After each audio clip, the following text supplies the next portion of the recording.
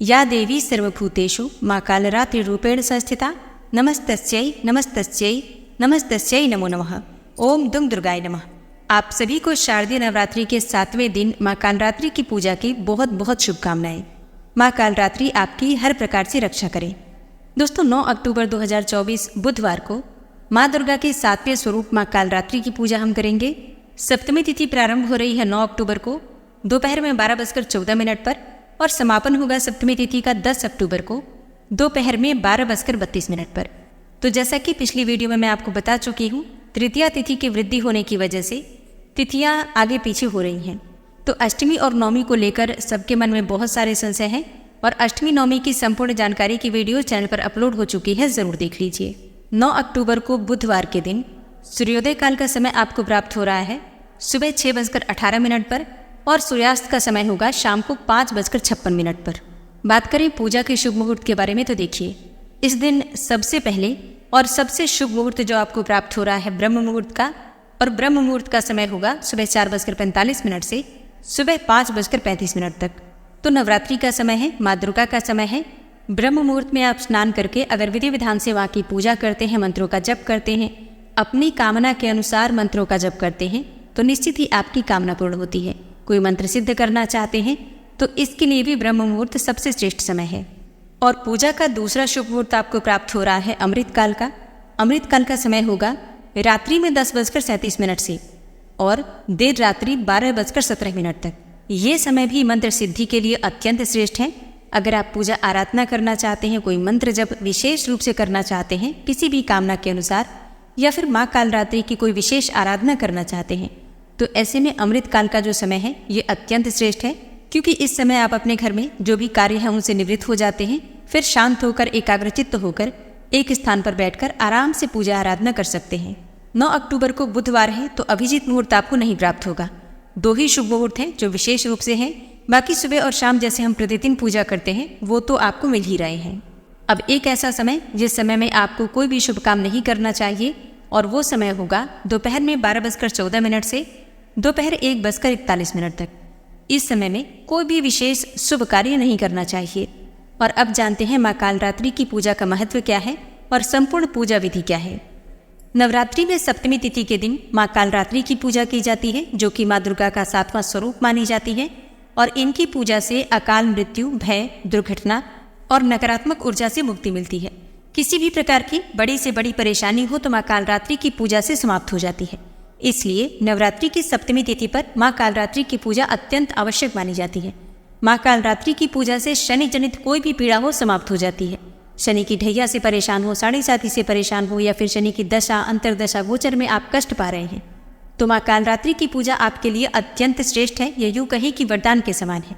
किस प्रकार से आपको आज माँ कालरात्रि की पूजा करनी चाहिए, किन मंत्रों का जप करना चाहिए, कौन सी वस्तुएं माँ को अर्पित करनी चाहिए, भोग में आज माँ को क्या अर्पित करें, किस रंग के वस्त्र धारण करके माँ की पूजा आराधना करें और कौन सा उपाय करें जिससे कि माँ कालरात्रि की विशेष कृपा आपको प्राप्त हो और सभी परेशानियों से आपको मुक्ति मिले, तो ये संपूर्ण जानकारी आपको आज की वीडियो में मैं शेयर करने वाली हूँ। इसलिए वीडियो बहुत महत्वपूर्ण है, पूरा ज़रूर देख लीजिए। अच्छी लगी वीडियो तो लाइक भी ज़रूर कीजिए, क्योंकि आपके लाइक्स, आपके कमेंट्स मेरे लिए बहुत महत्वपूर्ण होते हैं। यही एकमात्र जरिया है जिनसे मुझे पता चलता है कि आपको ये वीडियो अच्छी लगती है और आपके लिए ये वीडियो उपयोगी है। तो अगर वीडियो अच्छी लगे तो लाइक तो ज़रूर ही किया कीजिए। शास्त्रों में माँ कालरात्रि को माँ दुर्गा का सबसे शक्तिशाली स्वरूप माना जाता है। माँ कालरात्रि कालों की भी काल मानी गई है। इन्होंने शुंभ और निशुंभ के साथ रक्त बीज का भी संहार किया था। इसी के लिए माँ ने अवतार लिया था। माँ कालरात्रि की उपासना तंत्र साधना के लिए बहुत महत्वपूर्ण मानी जाती है। माँ कालरात्रि की उपासना से शत्रुओं और विरोधियों से मुक्ति मिलती है। माँ कालरात्रि अपने भक्तों की बड़ी से बड़ी विपदा को भी टाल देती है। इसलिए नवरात्रि में जब हम माँ की पूजा करते हैं तो हमें विशेष रूप से सावधानी के साथ करना चाहिए। तो सप्तमी तिथि के दिन प्रातःकाल जल्दी उठ जाइए, उठकर नित्य कर्मों से निवृत्त होकर स्नान कर लीजिए। स्नान करके साफ स्वच्छ वस्त्र धारण कर लीजिए। और हाँ, माँ कालरात्रि का प्रिय रंग है नीला रंग। इसके अलावा आप लाल रंग के वस्त्र भी धारण कर सकते हैं। काले रंग के वस्त्र धारण करके माँ कालरात्रि की पूजा भूल से भी नहीं करनी चाहिए, क्योंकि हम जो पूजा करते हैं गृहस्थ आश्रम में वो बिल्कुल सात्विक पूजा होती है। इसलिए शुभ रंगों के वस्त्र धारण करके माँ कालरात्रि की पूजा आराधना करें, या तो लाल रंग के या फिर नीले रंग के वस्त्र भी आप धारण कर सकते हैं। तो स्नान इत्यादि से निवृत्त होकर सबसे पहले भगवान सूर्यदेव को जल अर्पित करना चाहिए उसके बाद अपने घर के मंदिर में आ जाइए जहाँ पर आपने माँ की चौकी लगाई है। सभी देवी देवताओं को अपने दोनों हाथ जोड़कर प्रणाम कीजिए।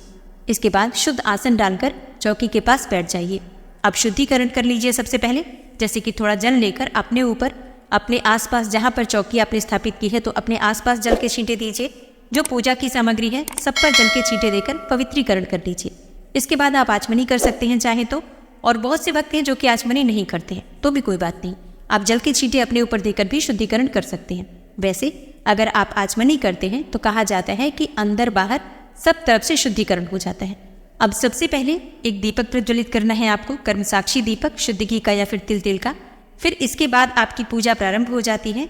आसन के नीचे थोड़ा सा जल डालकर और अपनी 2 उंगलियों से उठाकर अपने मस्तक पर लगा दीजिए।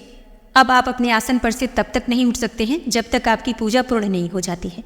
इसलिए पूजा की सभी सामग्री एकत्र करके हमें पहले ही रख लेना चाहिए।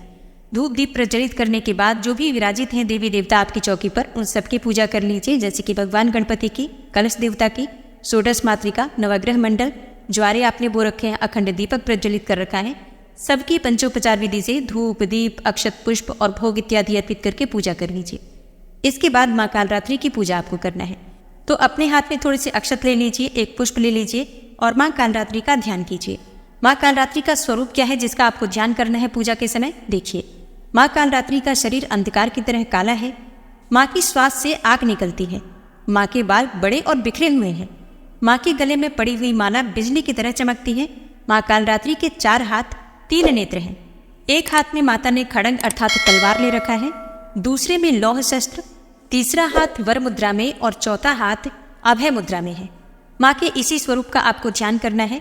और माँ कालरात्रि का ध्यान मंत्र है, या देवी सर्वभूतेषु माँ कालरात्रि रूपेण संस्थिता नमस्तस्यै नमस्तस्यै नमस्तस्यै नमो नमः। इस मंत्र का उच्चारण करते हुए माँ का ध्यान कीजिए। फिर आपके हाथ में जो सामग्री है अक्षत और पुष्प माँ के चरणों में अर्पित कर दीजिए।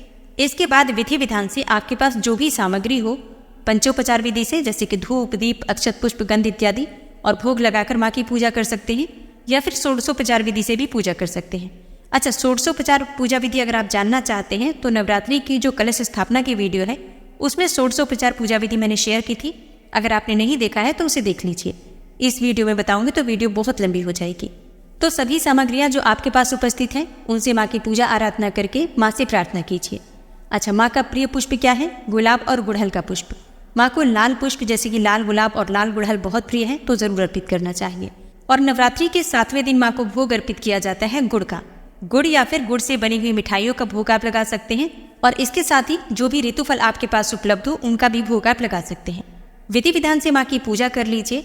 माँ का बीज मंत्र है क्लीम ऐं श्रीम कालिकायै नमः। क्लीम ऐं श्रीम कालिकायै नमः। इस मंत्र का यथासंभव 11 बार, 21 बार, 108 बार जप कर सकते हैं।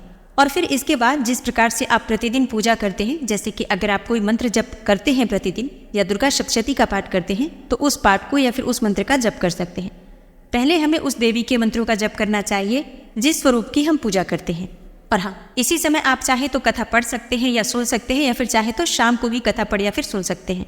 इसके बाद जब आपकी पूजा पूर्ण हो जाती है तो माँ की कपूर और लौंग से आरती कर लीजिए।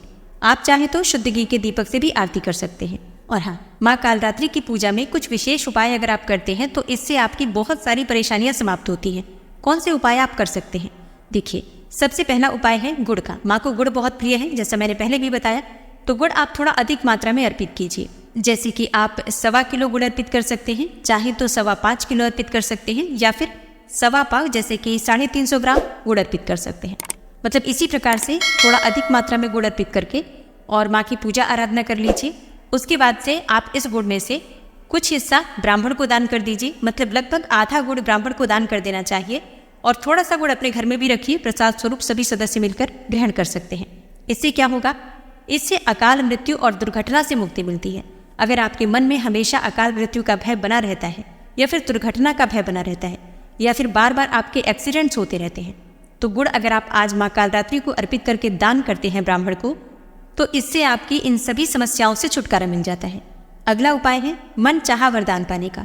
देखिए, माँ कालरात्रि को रात रानी का पुष्प बहुत प्रिय है, तो अगर आपको रात रानी के पुष्प मिल जाते हैं या पुष्पों की माला मिल जाती है तो माँ को जरूर अर्पित कीजिए। इससे माँ बहुत प्रसन्न होती है और मन चाहा वरदान देती है। मतलब अगर आप कोई भी मनोकामना है मन में आपकी जो आप चाहते हैं कि बहुत जल्दी पूर्ण हो जाए, तो माँ कालरात्रि की पूजा रात रानी के पुष्पों से करनी चाहिए। तो जैसे कि माँ दुर्गा का सबसे शक्तिशाली स्वरूप माँ कालरात्रि को माना जाता है, तो हर प्रकार की कामनाएं माँ पूर्ण करती हैं। मतलब आपको अभय दान भी देती हैं, भय से भी मुक्ति मिलती है, रोग से भी मुक्ति मिलती है, और कोई भी आपकी कामना हो तो बहुत जल्दी पूर्ण हो जाती है, क्योंकि माँ कालरात्रि अपने भक्तों पर बहुत जल्दी प्रसन्न हो जाती है। तो विधि विधान से माँ कालरात्रि की पूजा कीजिए, मंत्रों का जप कीजिए और उपाय ज़रूर कीजिए। तो दोस्तों, ये है आज की वीडियो। उम्मीद करती हूँ आपके लिए उपयोगी होगी। अष्टमी, नवमी और दुर्गा विसर्जन कब है, कलश विसर्जन कब किया जाएगा, व्रत का पारण कब करना है, अगर आप इस बारे में जानना चाहते हैं तो चैनल पर वीडियो अपलोड हो चुकी है, ज़रूर देख लीजिए। और हाँ, माँ कालरात्रि की कथा और आरती की वीडियो आपको कल सुबह मिल जाएगी। मिलती हूँ मैं आपसे अगले वीडियो में, तब तक के लिए नमस्कार।